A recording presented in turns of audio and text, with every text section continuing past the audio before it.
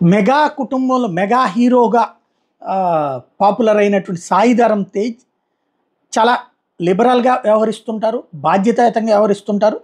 తాజాగా ఆర్థిక అనారోగ్య సమస్యలతో ఇబ్బంది పడుతున్నటువంటి టాలీవుడ్ సీనియర్ నటి పావలా శ్యామలకి ఆయన ఆర్థిక సాయం చేశారు. ₹1,00,000 అందించారు. ఈ విషయం మీద ఆమె చెప్తూ భావోద్వేగానికి గురయ్యారు. మా అమ్మాయికి ఆపరేషన్ అయినప్పుడు సాయి ధరమ్ తేజ్ నాకు ఫోన్ చేశారు. ధైర్యం చెప్పారు. వచ్చి కలుస్తానన్నారు. చాలా రోజులైపోయింది. నన్ను మర్చిపోయారేమో అనుకున్నా. కానీ నన్ను గుర్తుపెట్టుకుని సాయం చేసినందుకు ఆయనకి నా ధన్యవాదాలని చెప్పారు. ఆ తర్వాత ఆమె సాయి ధరమ్ తేజ్‌తో వీడియో కాల్‌లో మాట్లాడి భావోద్వేగానికి గురయ్యారు.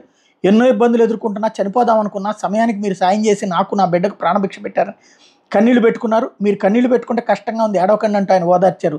తెలుగు ఫిల్మ్ జర్నలిస్ట్ అసోసియేషన్ కూడా సాయి ధరమ్ తేజ్ ₹5,00,000 విరాళంగా ఇచ్చారు.